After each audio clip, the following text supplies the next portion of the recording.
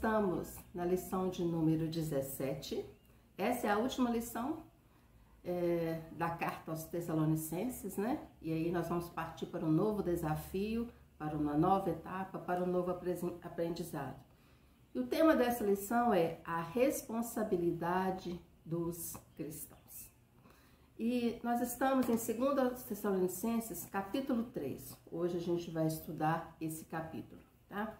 E no versículo 1 diz o seguinte: finalmente, irmãos, orai por nós, para que a palavra do Senhor se propague e seja glorificada, como também está acontecendo entre vós.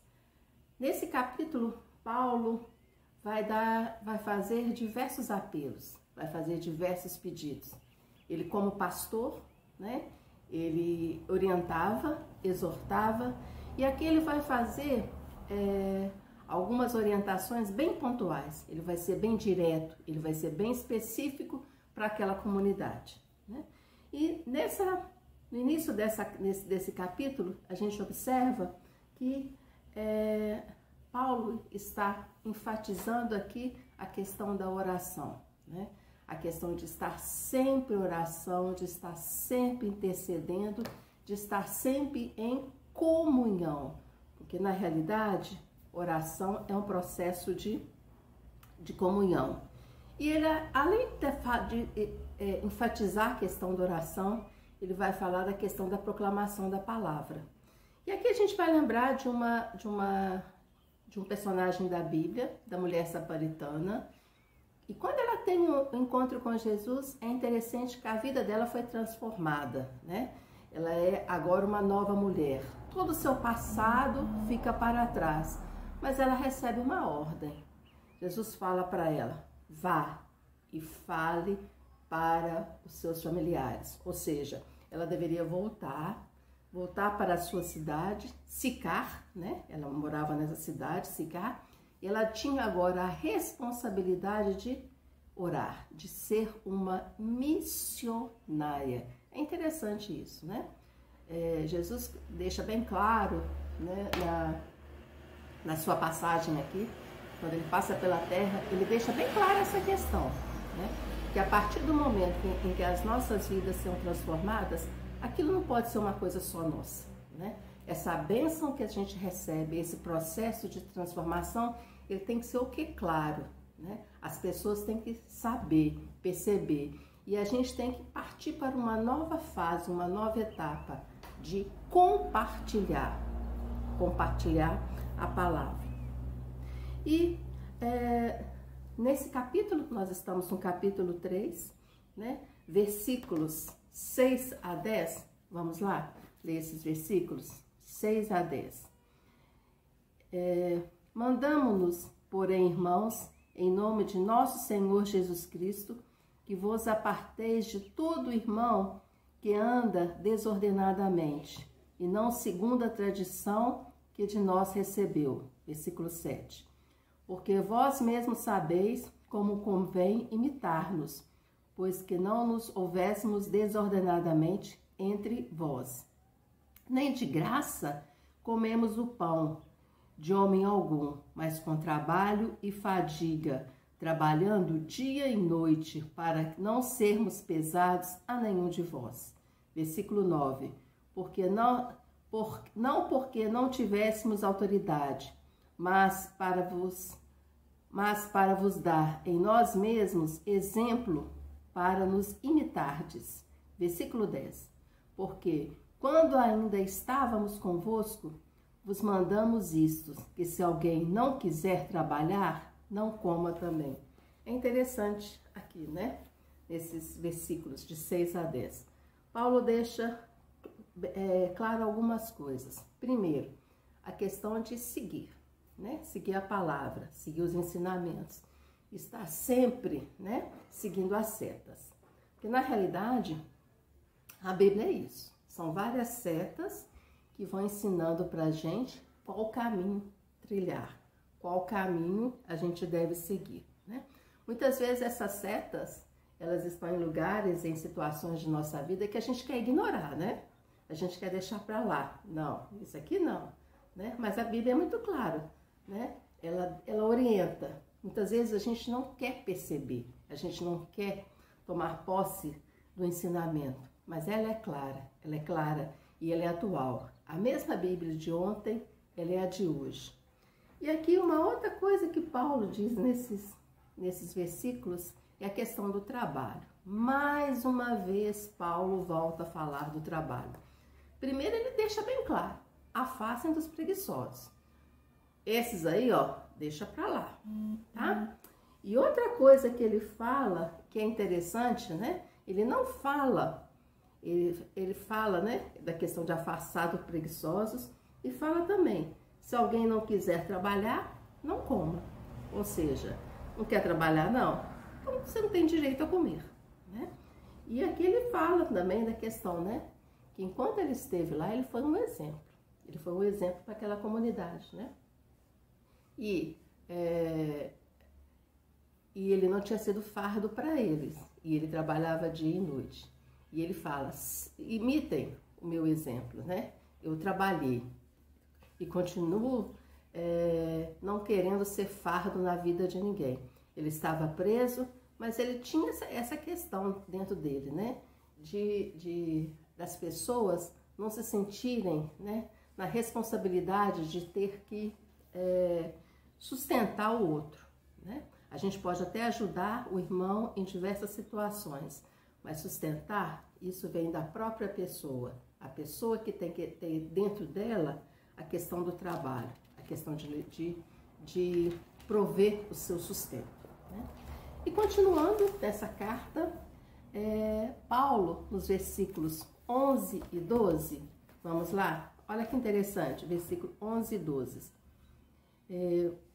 Porquanto ouvimos que alguns entre vós andam desordenadamente, não trabalhando, antes fazendo coisas vãs. A esses tais, porém, mandamos e exortamos por nosso Senhor Jesus Cristo, que trabalhando com sossego, comam o seu próprio pão. E aqui Paulo fala, ele é bem pontual, ó, eu sei que há entre vocês pessoas que não querem trabalhar, que não querem correr, né, atrás do pão do dia a dia. Mas eu vou falar mais uma vez para vocês, levanta, né, e vai trabalhar. É uma responsabilidade sua. Você está causando desordem na casa, você está provocando confusão na casa.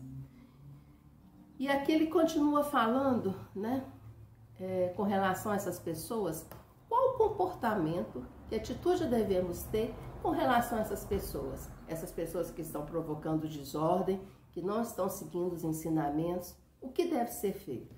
Nos versículos 13 a 15, Paulo vai dar a dica. E vós, irmãos, não vos canseis de fazer o bem. Mas se alguém não obedecer à nossa palavra, por essa carta, notai o tal, e não vos misturei com ele, para que não se envergonhe. Para que se envergonhe. Todavia, não o tenhais como inimigo, mas admoestai-o como irmão. É interessante, Paulo fala aqui, né? Ó, essas pessoas, elas não devem ser companhias, não, né? Vocês têm que ter uma certa distância com relação a esse tipo de pessoa. Mas elas não são inimigas de vocês, né? Vocês têm que deixar bem claro, vocês têm que deixar bem nítido para essas pessoas que elas estão erradas, a questão da exortação. Mas eles não são inimigos de vocês. Vocês têm que tratá-los do quê? Como irmãos, né? E aqui Paulo, é interessante, né? Como aqui a questão do Paulo com relação ao outro, né? A como tratar o outro. A gente sabe que em nossas vidas a gente passa por momentos de dificuldades, a gente passa por momentos de tribulações. E aqui Paulo deixa claro, né?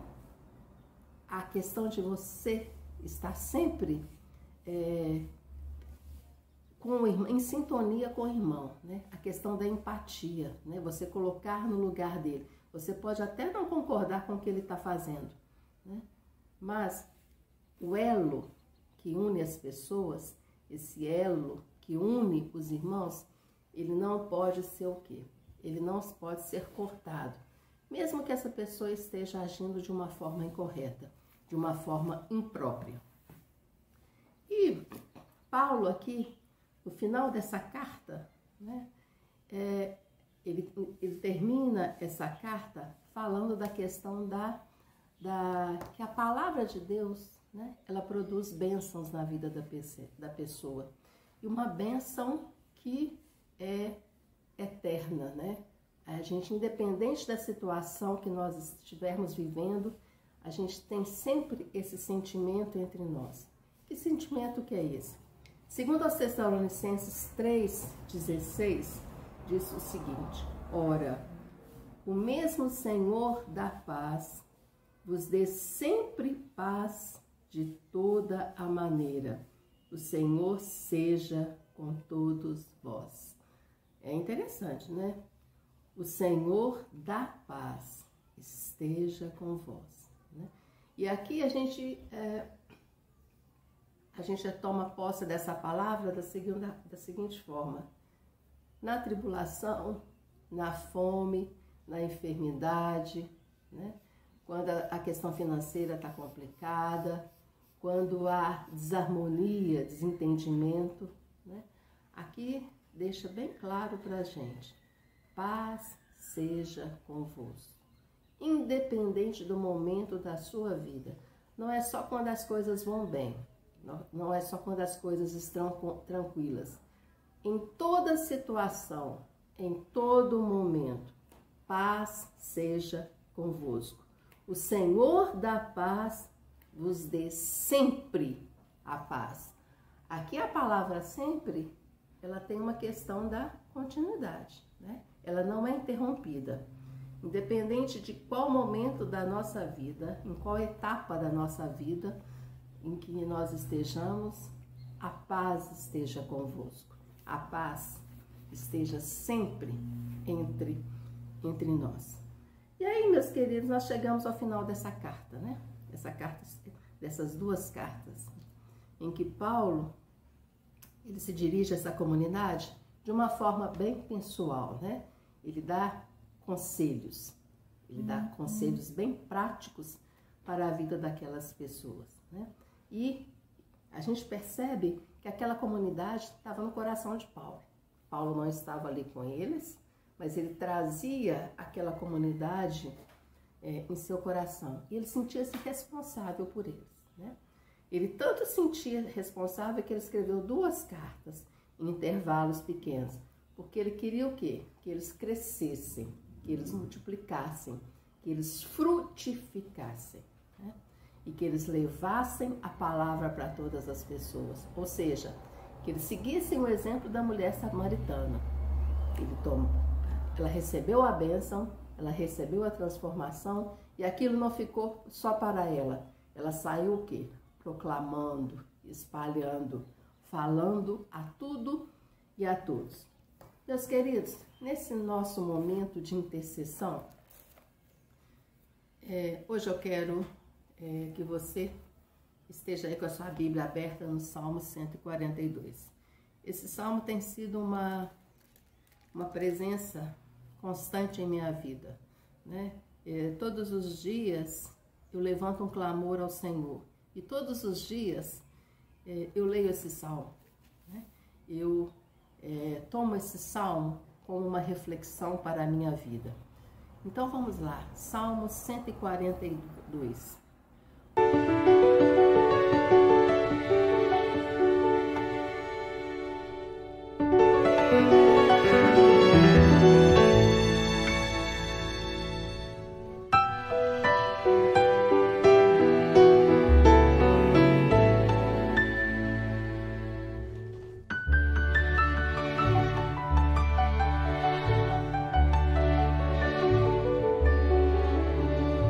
Com a minha voz clamei ao Senhor, com a minha voz supliquei ao Senhor, derramei a minha queixa perante a sua face, expus-lhe a minha angústia.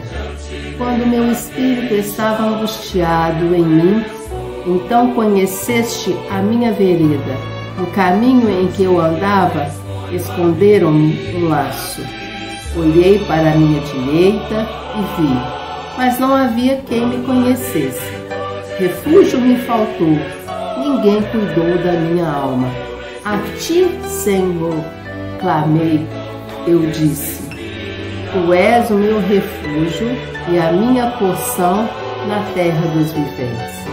Atendei ao meu clamor, porque estou muito abatido. Livra-me dos meus perseguidores, porque são mais fortes do que eu. Tira a minha alma da prisão, para que louve o teu nome. Os justos me rodearão, pois me fizeste bem. É interessante que quando esse salmo ele foi escrito, né, o salmista ele estava numa caverna. É interessante, né? Era um momento de quê? De aflição. Imagine-se numa caverna, né? Não devia, pode até ter luz, mas é um lugar que é úmido, né? Tem pouca claridade, né? E significa o quê? Significa uma certa prisão mesmo. A pessoa está ali dentro, né? E a pessoa está ali tentando o quê? Refugiar-se. E aí, foi nesse momento em que esse salmista estava se sentindo no fundo do poço, ou no fundo de uma caverna, ele escreve esse salmo maravilhoso, né? Esse salmo em que ele fala, eu estou clamando a ti, Senhor. Eu estou aqui nessa situação, eu estou aqui nessa penúria, eu estou me sentindo o último dos homens. A ti, Senhor, eu vou levantar o meu clamor, a minha queixa, eu vou derramar na tua presença tudo o que eu estou sentindo, tudo o que eu estou passando. Nós vamos fazer isso agora, nós vamos clamar, nós vamos levantar o nosso clamor ao nosso Deus. E primeiro, meus queridos, nesse nosso momento de intercessão, nós vamos orar pela nossa vida, né? Vamos agradecer a nossa vida. Temos passado por muitas aflições, mas até aqui nos ajudou o Senhor. E Ele tem feito maravilhas no meio do seu povo. Vamos orar, meus queridos, pela nossa igreja, Igreja Batista das Alterosas. Vamos orar pelos nossos ministérios, pelos nossos desafios, pelos nossos sonhos e nossos projetos. Vamos colocar todos esses projetos, os nossos sonhos, os ministérios, as pessoas que estão trabalhando nas mãos do Senhor. Vamos orar pela sucessão pastoral, esse momento delicado que exige sabedoria, exige que estejamos em sintonia, em união. Vamos orar para esse futuro pastor e pela sua família. Vamos orar por esse novo local que Deus tem preparado, que esse novo local seja um lugar de bênção, de salvação e de proclamação da palavra. Vamos orar, meus queridos, que estamos passando por esse momento de decisões, de tomadas de decisões e que haja harmonia entre nós, né? Pensamos diferentes, temos posições diferentes, mas que nada disso nos separe, nada disso seja um momento de divisão no grupo. Muito antes, pelo contrário, vamos pedir para que Deus promova o quê? O crescimento espiritual da nossa igreja e em números também, né? Que a nossa igreja possa multiplicar. Vamos orar pelos nossos idosos e pelos nossos enfermos, por essas pessoas que a gente tem que estar sempre intercedendo por eles.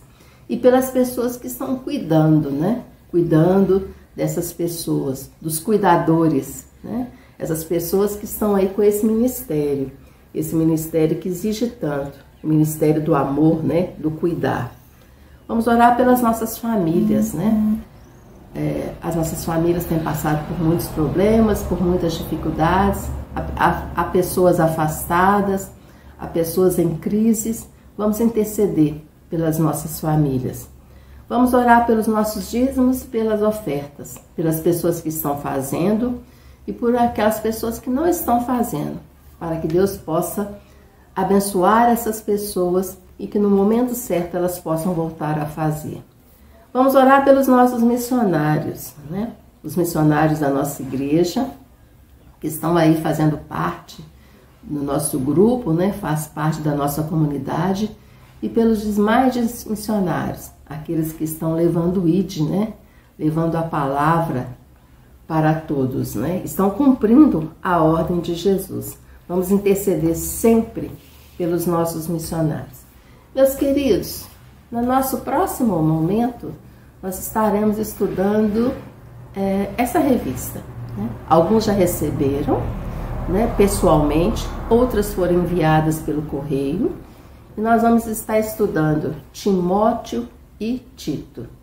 Que esse também seja um momento de crescimento, um momento de busca e um momento em que a gente esteja mais uma vez, né, querendo subir mais um degrau, o degrau do nosso crescimento, da nossa expansão. A todos vocês uma boa semana, a todos vocês que haja a paz na sua vida, na sua família, e que tenhamos todos, né, da Igreja Batista das Alterosas, um momento de grande crescimento entre nós. Até breve.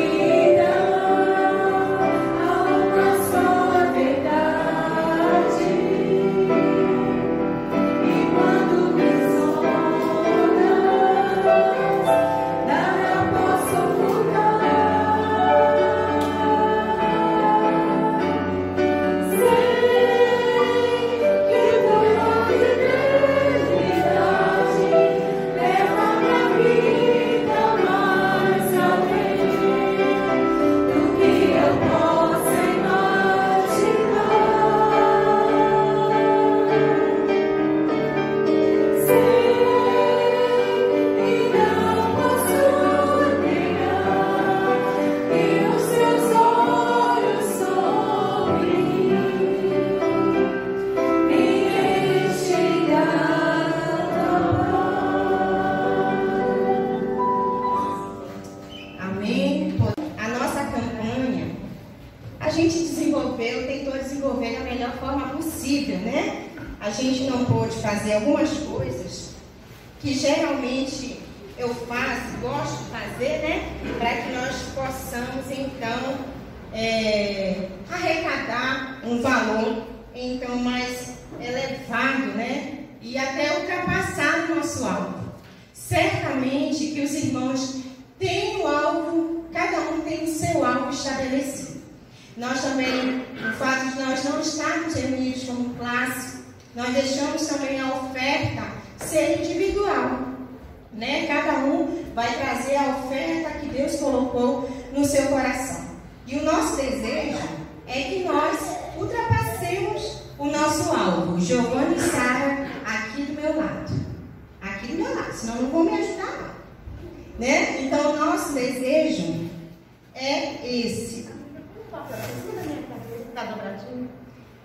Mas nós sabemos que nós temos muitos desafios, né?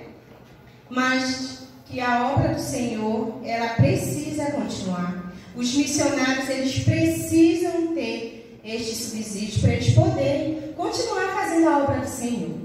No final de semana passada, eu queria muito ter ido lá no Mineirão, estava a carreta missionária, né? Mas não foi possível, nós estávamos aqui com o pastor de fora, né? Então a gente não pôde ir lá. Mas é fruto da nossa contribuição também, para que pessoas, através deste projeto, elas cheguem a Jesus, né? Eu já participei de projetos missionários que a gente pensa que não, mas quantas pessoas elas aceitam Jesus numa cadeira de um dentista, enquanto ele está lá fazendo o trabalho dele social, tem um falando do amor de Cristo, ou no próprio tratamento deste colaborador, ela entende que ali Jesus está.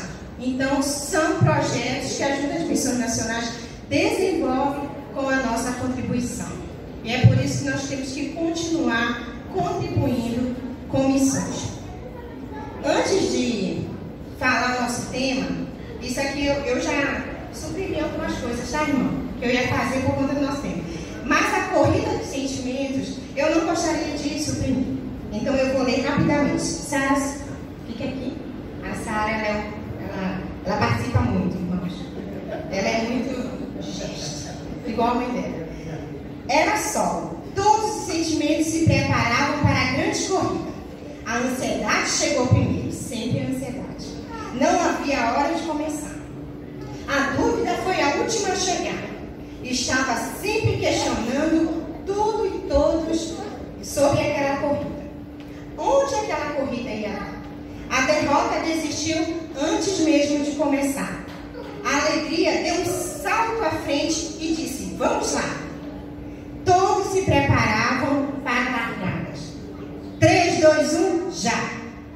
A tristeza pôs-se a chorar. Como vou conseguir chegar até lá?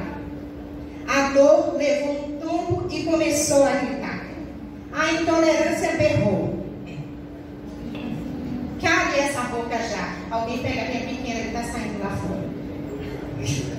A coragem falou em alta voz. Vamos, amigos. Todos nós podemos ganhar. A inveja logo se manifestou. Não sei para quem encorajar. A esperança pensou alto. Estamos perto de chegar. O amor, sempre quietinho, observando tudo, resolveu falar. O que acham de todos juntos darmos a mão e pararmos de brigar? A vida é muito curta para perdermos tempo. Podemos a cada momento aproveitar. Assim, todos os sentimentos deram as mãos e ganharam juntos a corrida. A dúvida, que não sabia se daria certo, chegou lá. A ansiedade viu que não valia a pena se desesperar. A derrota foi vencida pela esperança. A tristeza se animou com o salto da alegria. A dor foi encorajada com as palavras da coragem. E a inveja foi vencida pelo amor. E a esperança sempre acreditou. Jesus Cristo é a única esperança. Nós também vivemos numa corrida chamada vida. Em alguns momentos, a dor grita, a tristeza quer chegar, a ansiedade não nos deixa aproveitar os bons momentos, a dúvida chega e traz angústia para o coração. A coragem nos ajuda a caminharmos mais uma milha. A tristeza, mais uma vez, nos faz parar. A inveja olha para todos e começa a reclamar. A intolerância não aceita nada. Mas o amor, o amor. O amor se importa a todas as coisas, acredita em todas as coisas, espera todas as coisas, persevera em todas as coisas. O amor jamais acaba. Não é assim que diz em 1 Coríntios 13, de 7 a 8? Esse tem de ser o sentimento que impera no nosso coração. O coração do cristão. O coração de todo aquele que um dia entendeu que este amor de Jesus nos alcançou. Amém, irmãos? É por isso que nós temos que anunciar Jesus. Porque existem milhares de pessoas que estão cercadas por dores, ansiedades, tristezas, intolerâncias. E muitas das vezes esses sentimentos chegam até nós, não é mesmo? Às vezes quando a gente está no trânsito, a intolerância vai chegar, né? Você quer falar com aquele moço que ele está muito lá, devagar na sua frente, por que ele vai para a direita, se ele está na esquerda, ele está lento, não é assim?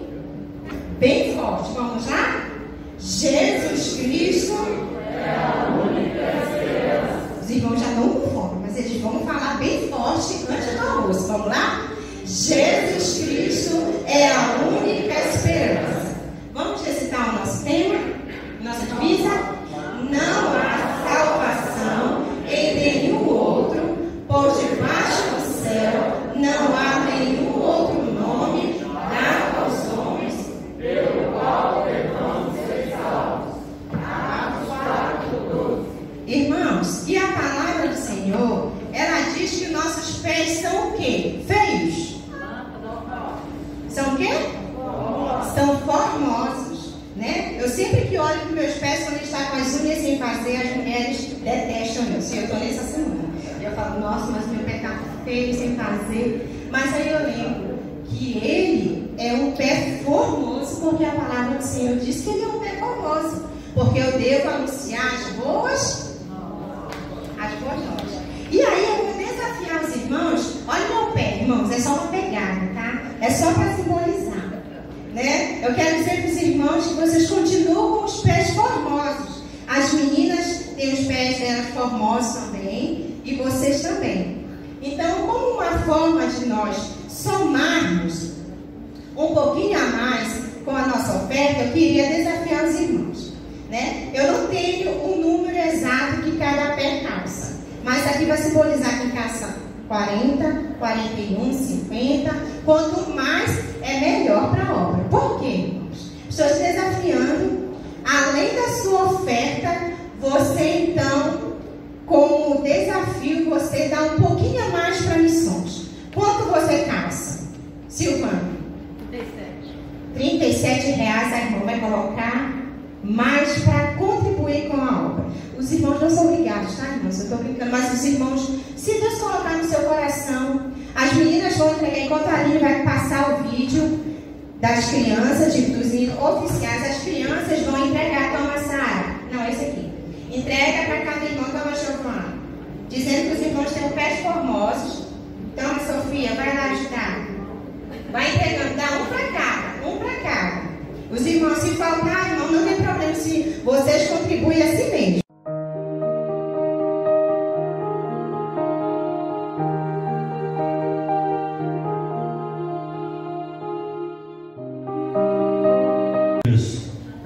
No livro de Marcos, capítulo 16, verso 15.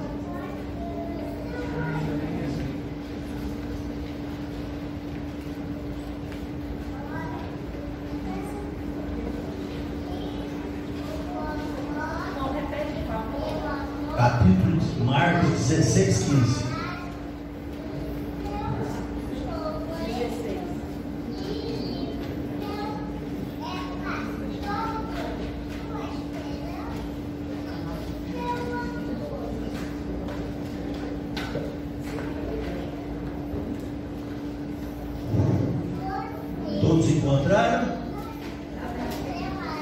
E disse-lhe Jesus: vão pelo mundo todo e preguem o Evangelho a todas as criaturas. Senhor Deus, usa-nos neste momento, que a tua mensagem saia do meu coração e possa habitar o coração dos irmãos nesta manhã. Fica conosco, nos abençoe e tudo que falarmos aqui, possamos falar segundo a tua vontade. É a minha oração nesse momento, em nome de Jesus. Amém. Não se assuste. Deus, ó Deus, onde estás que não respondes? Em que mundo e que estrela tu te escondes embuçados nos céus? Há 2000 anos te mandei meu grito, que embalde desde então corre o infinito. Onde estás, Senhor Deus? Essa é a primeira estrofe de uma poesia de Castro chamada Voz da África. Há 2000 anos eu estou procurando Cristo. O mundo há mais de 2000 anos está procurando Cristo. E por que essas pessoas não estão encontrando a Cristo? Porque nós, irmãos, conhecedores da palavra de Deus, a igreja, é a nossa comunidade, que nós não estamos fazendo missões. Esse é o tema de hoje. E no final, que os irmãos possam fazer a sua oferta com esse objetivo de fazer missões, para que a palavra de Deus seja levada até os confins da terra.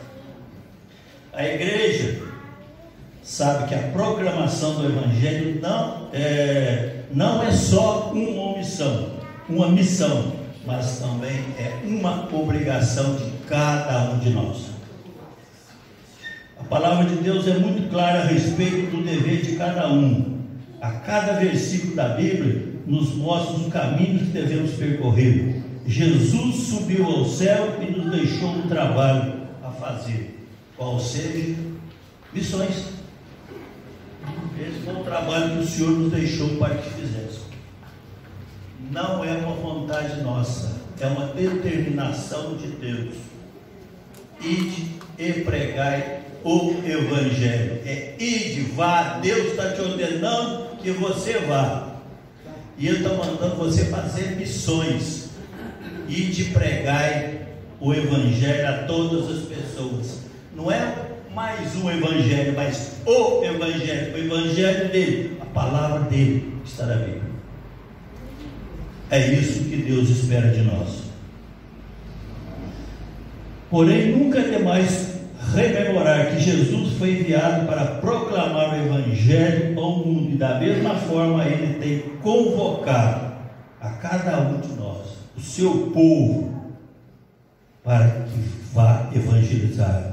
Se nós não podemos sair do conforto de nossos lares, do banco da nossa igreja, devemos contribuir para que aqueles irmãos que estão no campo possam efetivamente fazer missões. Se a nossa parte não está lá, que façamos por aqui, para que o serviço lá seja realizado.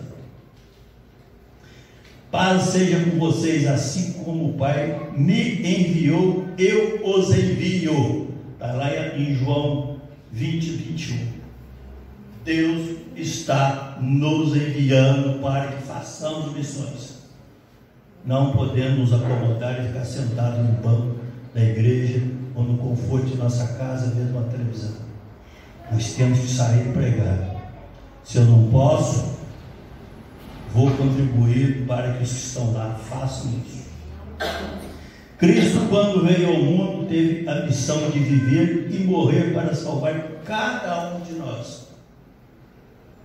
O Senhor, através do seu sangue derramado, dá-nos até hoje a oportunidade de redimir dos nossos pecados e assim possamos alcançar a glória do Pai.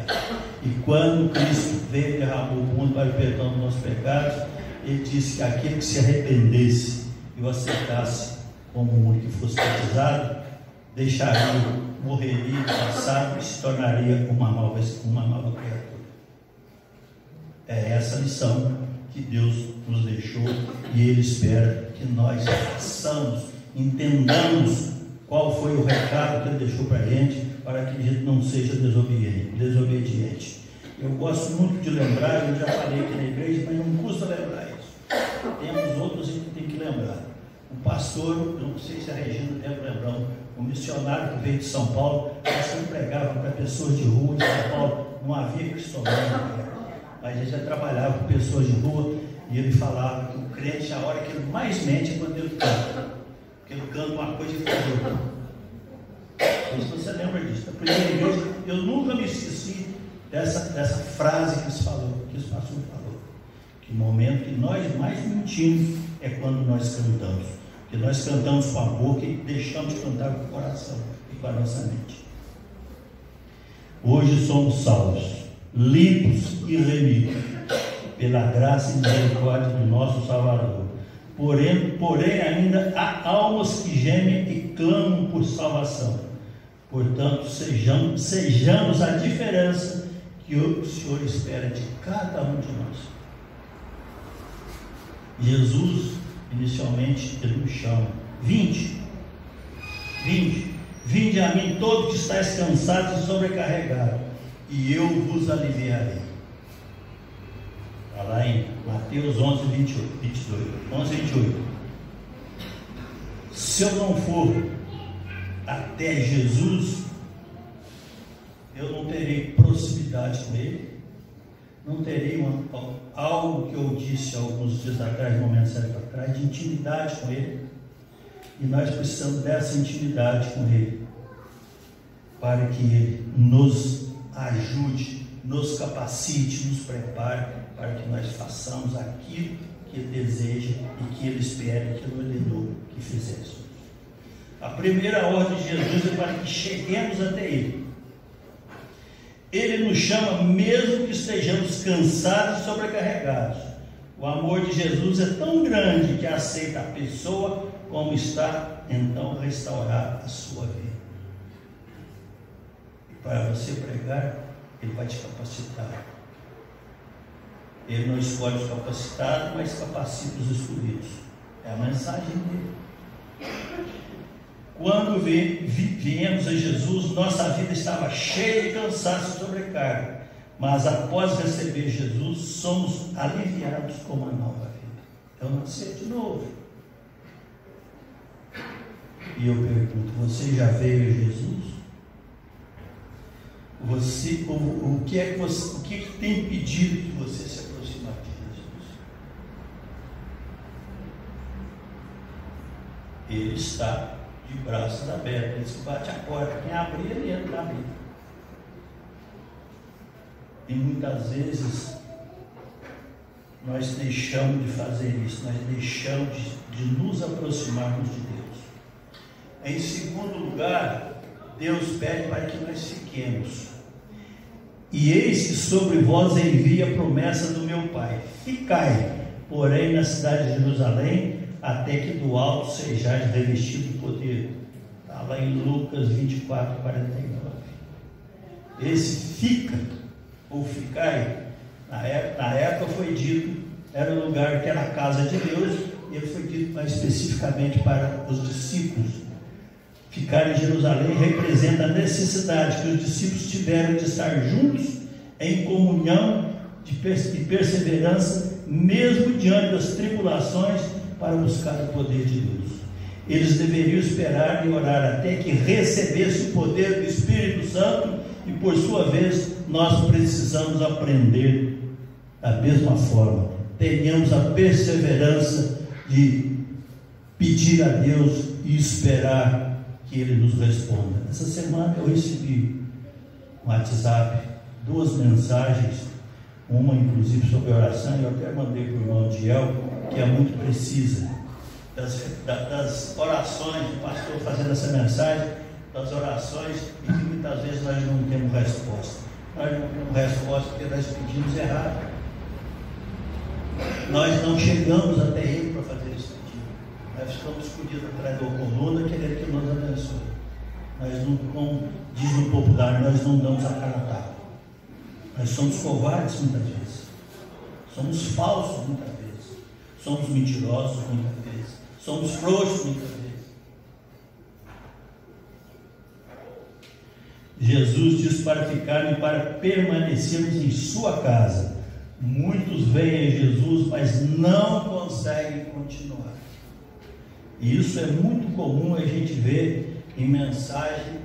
O pastor faz aquela mensagem fantástica, com o poder da palavra de Deus, maravilhosa. Aí ele faz um apelo, muita gente vem na frente naquela hora, naquele momento, naquela fama, naquela emoção. 2 dias depois, aí ele é acolhido pela igreja, e 2 dias depois ele se afasta e não volta mais na igreja. Deus pede para que cheguemos a Ele e permaneçamos junto a Ele. Você tem sido perseverante com Deus? Você tem tido intimidade com esse Deus? Quais são os seus princípios de vida perante a Deus? O que tem te impedido de permanecer e trabalhar na obra do Senhor? Principalmente missões. Nós não precisamos de escolher de nossa livre vontade o que é para fazer. Nós não precisamos, nós não devemos. Nós devemos entregar a nossa vida a Deus, deixar que Ele dite para nós o que nós temos que fazer. Fique na presença de Deus, mesmo diante das provocações. Prevaleça nessa proximidade e persevere. Que se assim agirmos, Deus nos abençoará. Deus nos dará a sua glória para cada um de nós. Deus nos ordena também. Primeiro vem, fique, e agora ide, vá, pregue. Pregue o quê? O meu evangelho. Não é mais um evangelho, mas o meu evangelho. A palavra ide também pode ser traduzida como indo. Ou seja, enquanto você vai e por onde passa, pregue a mensagem do evangelho. Você já foi pregar o evangelho para alguém? O que tem te impedido de ir evangelizar? Vá, e se Deus te escolheu, Ele te capacitará. Nós não podemos ter dúvida dessa palavra de Deus. Passamos por tribulações, passamos. Essa própria palavra de Deus fala isso, que na vida nós teremos aflições. Não vai ser diferente comigo, qualquer outro irmão do presente. Mas temos que ter esse compromisso de fazer as coisas para o reino de Deus. Não pensa na tua vaidade pessoal. Despoje-se dela, que Deus cuida de você e Ele vai te dizer o que tem que fazer. Vai e prega a palavra de Deus por onde você for e por todas as pessoas que vê. Será que nós estamos fazendo isso? Eu digo com muita honestidade. Muitas vezes eu sou omisso nessas coisas. Procuro fazer, mas é muito pouco que faço. Acho que eu posso fazer mais.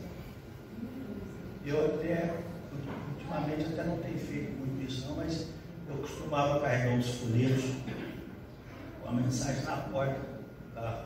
As pessoas entregam muita coisa no sinal para gente, né? Propaganda de supermercado, casa de peças, de construção de prédio. A gente entrega o papel daqui e fala assim: se eu quero o teu, você leva comigo. Então, você está fazendo missões com isso. É uma forma de missões. Muitas vezes nós não temos que falar. Muitas vezes o exemplo de como agimos perante as outras pessoas no meio da nossa sociedade. Nós não podemos ser iguais a eles. Eles têm que perceber que nós somos diferentes deles. Nós somos diferentes deles porque nós conhecemos a palavra. Marcos, o seu evangelho, diz lá, o texto que nós lemos, né? Ide por todo mundo e pregar o evangelho a toda criatura. Porque essa é uma missão da igreja que tem uma dimensão muito ampla. Nós temos a convenção estadual, convenção nacional, tem a mundial. Todas elas precisam de ter fonte de renda para colocar lá no confins da terra os seus missionários. pastor Alexandre, que foi membro da nossa igreja, Jean da Irmã Santinho, tem viajado nessa América do Sul todinha aí, tentando divulgar a palavra de Deus como missionário da Junta de Missões Mundiais. Nossa Junta de Missões Nacionais, a menina da missionária nossa, Ana Lúcia, ela está até em Manaus, hoje está em Tefé. Não. Está em Manaus hoje, então melhorou um pouquinho, porque de Manaus até Tefé é uma viagem maluca de grande de barco. Ela está fazendo missões, mas ela precisa ser sustentada nas missões. Se não fizermos a nossa parte, o missionário no campo não tem como fazer. E essa vaidade, muitas vezes, que nós pecamos porque somos vaidosos, esquecemos da palavra de Deus, não é só nossa de como irmãos, não. Muitas vezes são de dirigentes, pastores, dirigentes dessas instituições. Eles também são muito vaidosos. Eu tive a oportunidade de participar com o irmão Ediel de montar um trabalho para a Junta de Missões aqui, para desenvolver o trabalho missionário aqui em Minas Gerais. Simplesmente engavetaram o que nós fizemos. Porque não era da vontade daqueles pastores que estavam ali participando daquele grupo de trabalho. Eles queriam que fizesse o que eles queriam fazer, no modo dele. Cada um puxando a sardinha para a sua cidade, onde estava a sua igreja. Lá.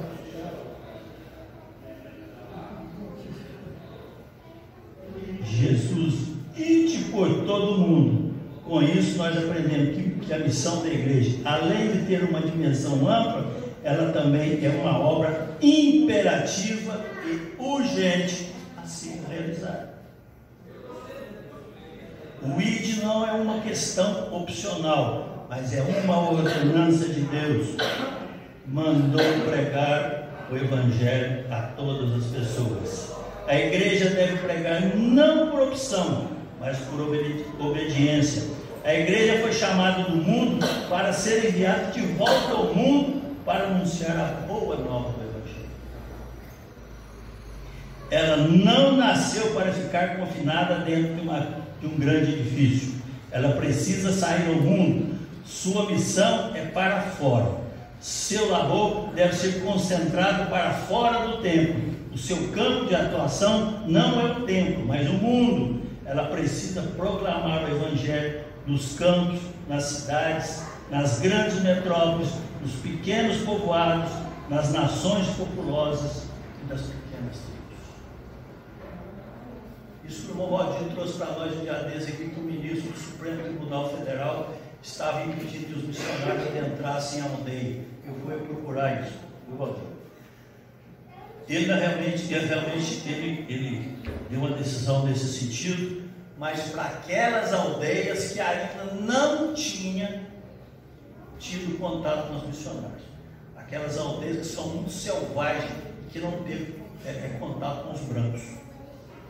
Porque os brancos não vão levar uma série de doenças para aquele povo. Aquele povo não tem o organismo de autodefesa para enfrentar as gripes que nós temos aqui. Então eles acabam sendo muita gente dizimada na tribo toda. Então a gente tem que ficar demorando. Mas não é no todo, não. Em algumas situações, a gente sabe que no interior da Amazonas tem algumas tribos que ainda não tiveram contato com o ser humano. Então, o que ele está impedindo é que cada Covid, e se pega esse pessoal, vai dizimar muita gente. Aliás, o presidente está sendo chamado de genocida porque deixou que uma série de tribos não fosse vacinada. Não sei se tem fundamento ou não quero nem entrar na pergunta, mas eu vou trazer apenas a nível de esclarecimento para o irmão. E a gente tem que tomar mais cuidado, sim. Então, deixa o missionário que já está lá dentro, que ele faça isso, que ele adentre lá e faça essa pregação. Mas eu tenho que fazer isso. O mínimo que eu faça, que eu possa ajudar, no mínimo, esse mínimo pode ser muito grande. Eu quero trazer uma ilustração para os irmãos. Uma moeda de pouco valor. Conta-se que certa vez um menino ouviu uma mensagem sobre a obra missionária. Procurou então a esposa do pastor e entregou-lhe uma moeda de pouco valor. Aquela senhora estava fazendo um embrulho com roupas, remédios e alimentos para enviar ao campo missionário. Ela então comprou um folheto com aquela pequena moeda e colocou dentro do pacote. O folheto caiu nas mãos de um dos chefes da Birmania, lá na Ásia, que por meio da sua leitura converteu o seu evangelho. Mais tarde, esse chefe, depois de haver experimentado as alegrias da salvação, falou da sua regeneração a seus amigos.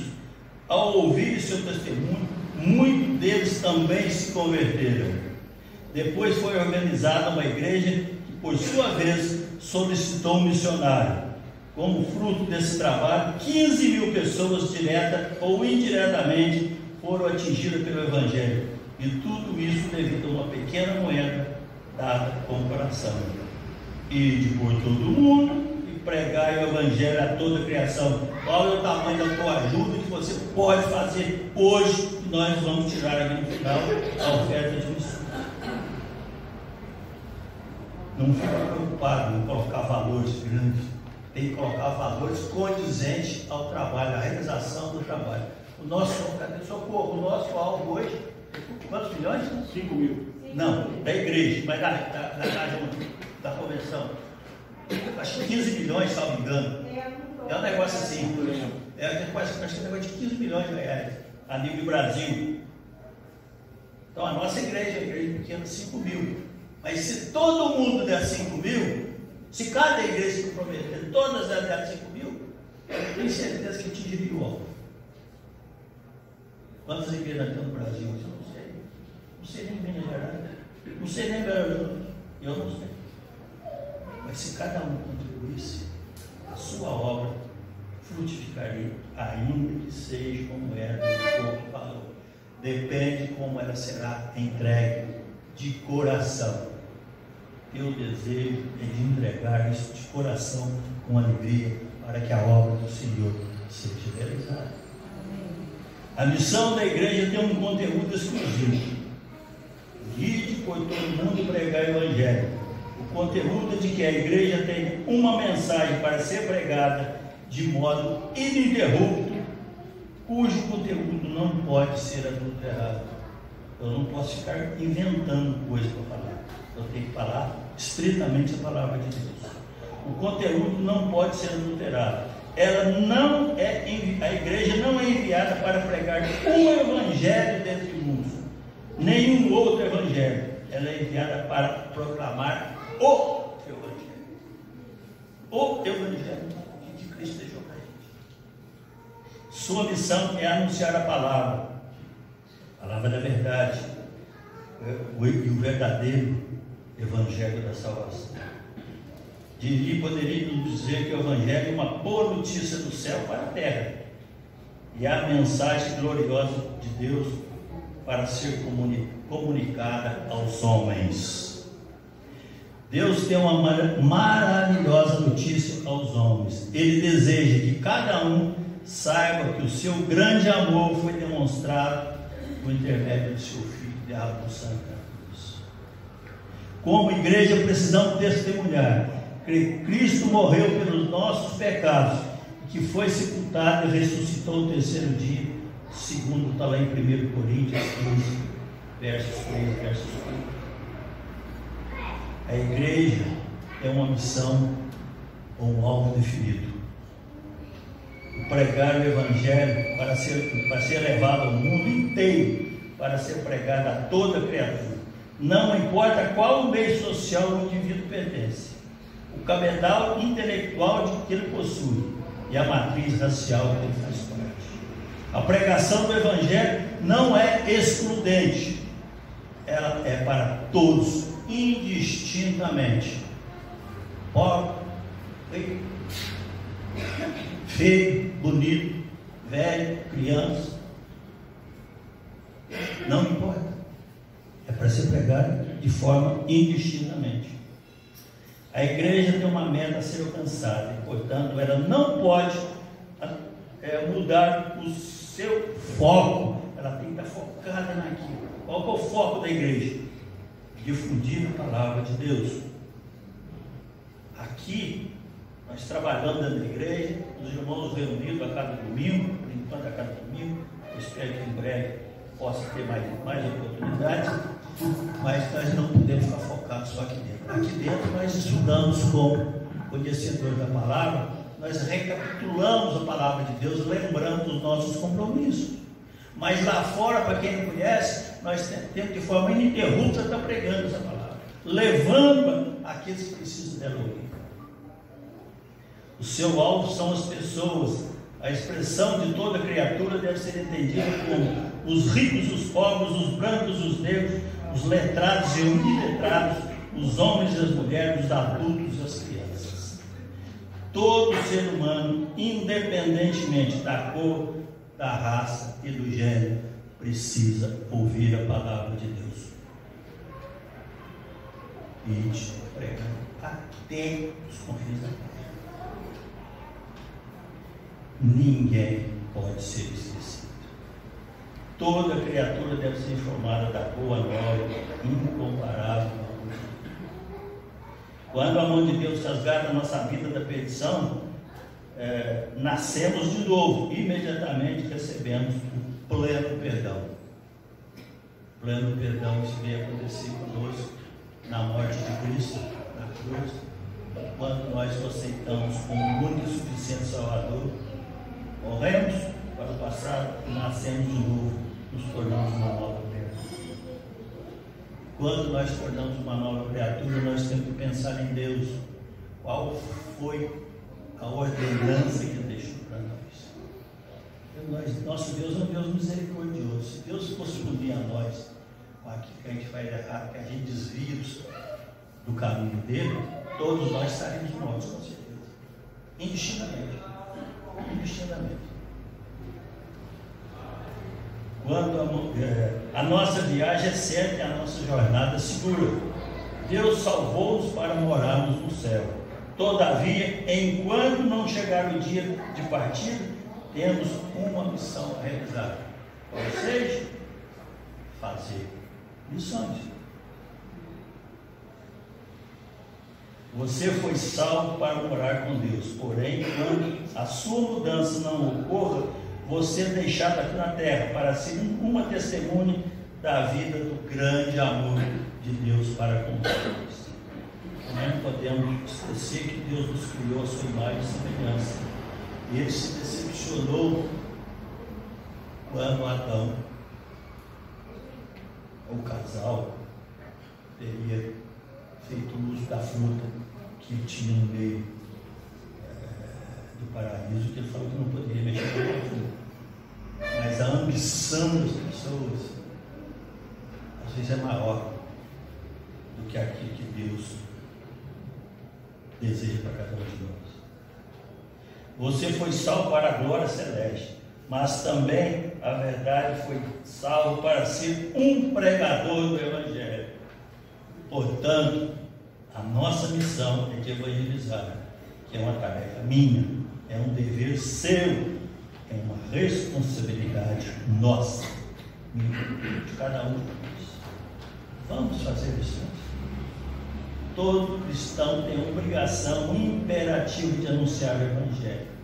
Não negligencie a sua missão. Pregue o Evangelho em todo lugar, a qualquer hora e a toda criatura.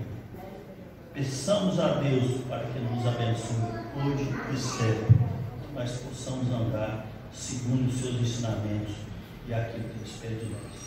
Nosso Deus nos abençoe. Nesse momento locatório, nós